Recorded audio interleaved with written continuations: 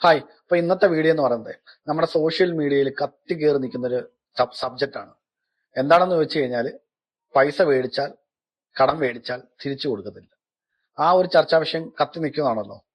ശരിക്കും എന്റെ ഒരു അഭിപ്രായത്തിൽ ആർക്കും കടം കൊടുക്കാതിരിക്കുന്നതും ആരും കടം ചോദിക്കാതിരിക്കുന്നതുമാണ് ഏറ്റവും നല്ലത്. കാരണം എന്ന് പറയുന്നത് ഇപ്പൊ ഒരാൾ കടം ചോദിച്ചാൽ, ഇപ്പൊ എന്റെ ഒരു ഫ്രണ്ട് വന്ന് എന്നോട് കടം ചോദിച്ചാൽ നമ്മൾ നീരെ പറയുന്ന മുഖത്ത് നോക്കി പറയുക, എൻ്റെ അടുത്തില്ല എന്ന് തന്നെ പറയുക. കാരണം ആ ഫ്രണ്ട്ഷിപ്പ് അന്നേരത്തെ ഒരു വിഷമത്തിലാണെങ്കിൽ ശരി പിന്നെയും അത് മുമ്പോട്ട് പോകും. പക്ഷെ നമ്മൾ കൊടുത്തിട്ട് തിരിച്ചു തന്നില്ലെങ്കിൽ ആ ഫ്രണ്ട്ഷിപ്പ് അവിടെ ബാധിക്കുകയാണ് ചെയ്യുന്നത്. പല ആൾക്കാരും നമ്മുടെ അടുത്ത് പൈസ ചോദിക്കാൻ വരുമ്പോൾ, ഇപ്പൊ എന്റെ മാത്രം അനുഭവം എന്ന് അറിയത്തില്ല, ഒരുപാട് ആൾക്കാർ പറഞ്ഞിട്ടുണ്ട്, പൈസ ചോദിക്കാൻ വരുമ്പോൾ അവർ ഭയങ്കര കാര്യമായിട്ട് വന്ന് ചോദിക്കും. എന്തോ ഒരു സ്നേഹവും എന്തോ ഒരു കാര്യമായിരിക്കും. പൈസ തിരിച്ചു ചോദിക്കുമ്പോ ആദ്യമൊക്കെ ഓക്കെ തരാം, പിന്നെ പറയും ഞാൻ തരും, പിന്നെ ഒരാൾ ചിലപ്പോൾ ചോദിക്കും തന്നില്ല എന്തോ ചെയ്യും. ഈ ഒരു അവസ്ഥയാ. പിന്നെ കടം ചോദിച്ചിട്ട് നമ്മൾ അവരോട് തെണ്ടാൻ നടക്കുന്ന പോലെ ഞാൻ തന്നെ പറയേണ്ടത്, നമ്മൾ അവിടെ പോയി പിച്ച യാതിക്കുന്നുണ്ട്, ആ പൈസ ഞാൻ താടാ പ്ലീസ്, ആ പൈസ ഞാൻ താടാ, എനിക്ക് ഒരു നിവർത്തിയില്ല. ശരിക്കും നമ്മുടെ കയ്യിൽ പൈസ ഉണ്ടായിട്ടായിരിക്കത്തില്ല ഇവർക്ക് നമ്മൾ പൈസ എടുത്തു കൊടുക്കുന്നത്.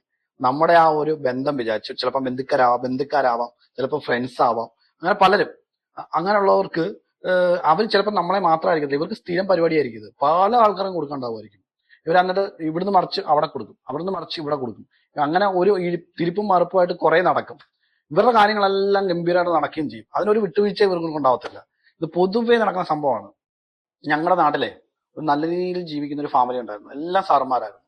അപ്പം ആ സാറിനുണ്ടായ ഒരു അനുഭവമാണ് ഞാൻ പറയുന്നത്. പുള്ളി ടിവിയിലൊക്കെ ആ വാർത്ത ആയി വന്നതാണ്. പുള്ളി ആത്മഹത്യ ചെയ്തൊരു വാർത്ത. പുള്ളി ജാമ്യം നിന്നതാണ്. പുള്ളിക്ക് കടമൊന്നുമില്ല, നല്ല ഫാമിലിയിൽ ജനിച്ച് നല്ല രീതിയിൽ ജീവിച്ച ഒരാള് മറ്റുള്ളവർക്ക് വേണ്ടി ജാമ്യം നിന്നിട്ട് അവര് പൈസ അടയ്ക്കത്തില്ല.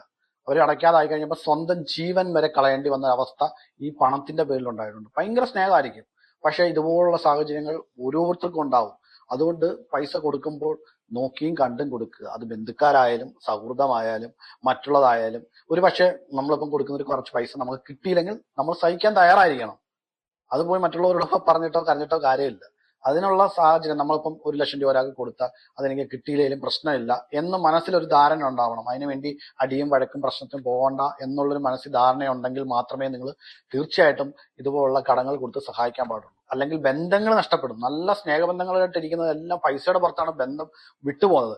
എനിക്കിപ്പോഴും ഓർമ്മയുണ്ട്, എനിക്ക് തരാനുള്ള ഒരാള് ഖുർആൻ എടുത്തിട്ട് സത്യം ചെയ്തു, നിനക്ക് ഞാൻ ഇത്രാം തീയതിക്ക് മുമ്പ് പൈസ തരാമെന്നും പറഞ്ഞിട്ട് ഇരുന്ന ആള് ഒരു സുപ്രഭാതത്തിൽ അവനെവിടാന്നോ എന്തെവിടാന്നോ അറിയാൻ വയ്യാതെ അവൻ സ്ഥലം വിട്ട്. എന്റെ മാത്രമല്ല, ഞങ്ങളൊരു 3-4 പേരുടെ പൈസയും വിറ്റ് വമ്പൻ ചതി ചെയ്ത് അവൻ നാട്ടിലോട്ട് പോയി. കണ്ണൂരുള്ള ഒരു മനുഷ്യനായിരുന്നു. അവൻ ചതിച്ചോണ്ട് പോയി. അതുപോലെ ഒരുപാട് പേർക്ക് ഇതുപോലെ പറ്റിച്ച് അവൻ അന്ന് ഞങ്ങൾ അത് അന്വേഷിച്ചു വന്നപ്പം ഇവൻ ഞങ്ങളെ മാത്രമല്ല പറ്റിച്ചിരിക്കുന്നത്, വേറെയും പല ആൾക്കാരെ പറ്റിച്ചിട്ടുണ്ട്. അപ്പൊ അങ്ങനെ കുറെ മനുഷ്യരുണ്ട് പറ്റിക്കാൻ വേണ്ടി മാത്രം നടക്കുന്നത്. അപ്പൊ സൂക്ഷിക്കുക, അങ്ങനെയുള്ള ആൾക്കാരുണ്ട്. ബന്ധം നല്ല ഫ്രണ്ട്ഷിപ്പ് ബന്ധമായിട്ട് പോകുന്നവർക്കാണെങ്കിൽ നമുക്ക് അവർക്കൊരു ആവശ്യം വന്നാൽ സഹായിക്കുന്നതുകൊണ്ട് കുഴപ്പമൊന്നുമില്ല. അവർ ഈ പൈസ മേടിച്ച് പോക്കറ്റ് ഇട്ട് നമ്മുടെ അക്കൗണ്ടിൽ ഇട്ട് വെച്ചിട്ട് ഉപയോഗിക്കാനുള്ള അല്ലെങ്കിൽ പിന്നെ എന്ത് കാര്യം. പക്ഷെ ആവശ്യങ്ങൾക്ക് മാത്രം കൊടുക്കുക. പിന്നെ ഒരു അനുഭവം കൂടെ എനിക്ക് പറയാനുള്ളതെന്ന് പറഞ്ഞു കഴിഞ്ഞാൽ, ഞാൻ സൗദിയിലായിരുന്ന സമയത്ത് പലർക്കും പൈസ കൊടുത്തിട്ടുണ്ട്. ആ സമയത്ത് ഒരു വ്യക്തി ഉണ്ടായിരുന്നു. ആ പുള്ളി എന്ന് പറഞ്ഞു കഴിഞ്ഞാൽ വലിയ സാലറി ഒന്നുള്ള ആളല്ല.